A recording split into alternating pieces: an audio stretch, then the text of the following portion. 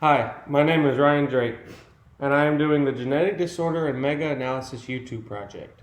I am doing it over Angelman syndrome, which was discovered in 1965 by Dr.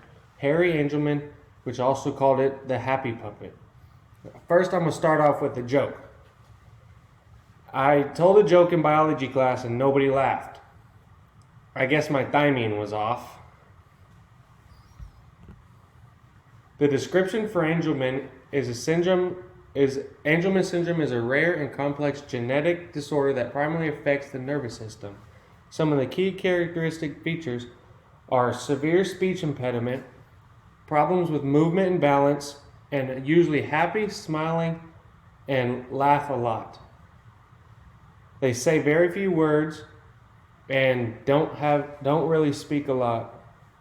This syndrome is caused by loss of a function of the gene you get from your mother, which is whenever the gene is missing in your mother or not working, they will have this.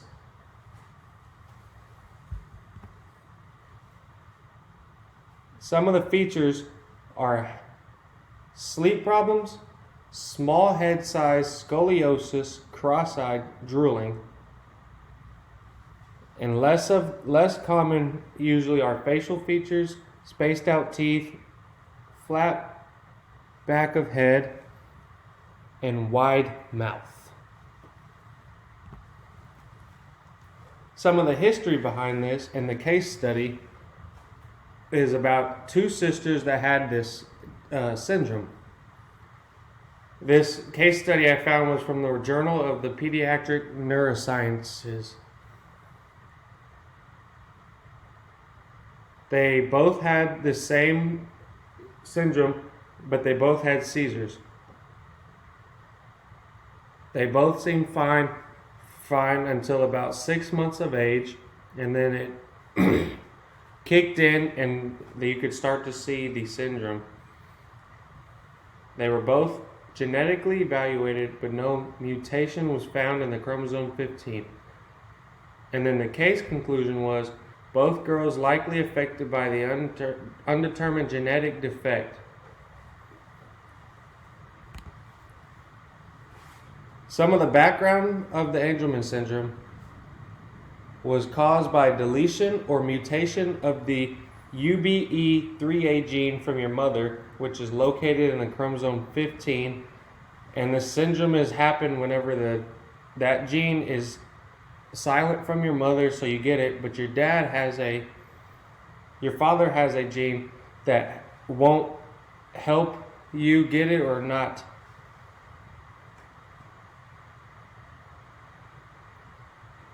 And this takes place during the fetal development. And this syndrome is very rare. Maybe only 1 in 15,000 births result.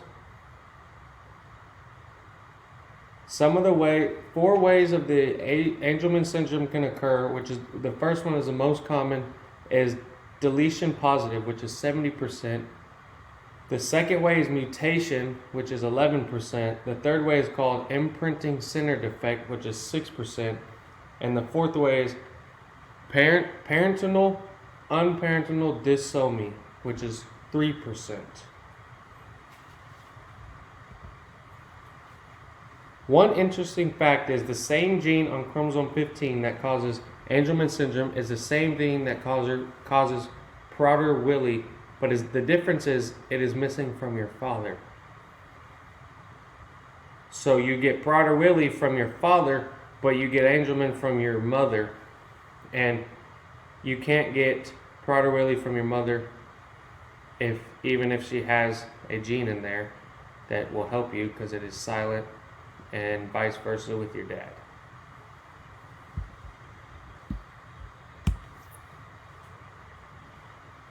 There is no cure to this gene, but they are working on it. And a way that they're testing it are using rats and mice. They are giving them a drug that will help it, but it is toxic and very deadly to the human. So they haven't found a cure to help it at all. But the seizures can be treated with medication. The drug that they're using for the studies on the mice is trying to turn the dad's father's gene on to help if the mother's gene is silent.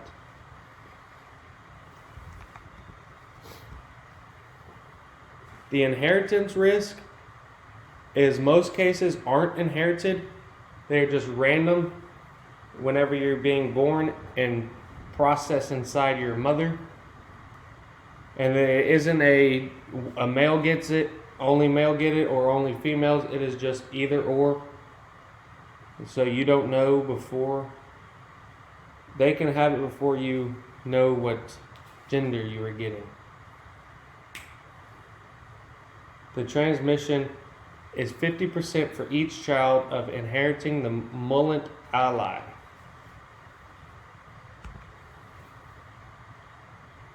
And then on this, there's a picture of the phylogenetic tree of the gene, which is a chimpanzee, a Samaritan organton, I don't know how to say that, another chimpanzee, a gorilla, a gibbon, and Homo sapiens, which is a human.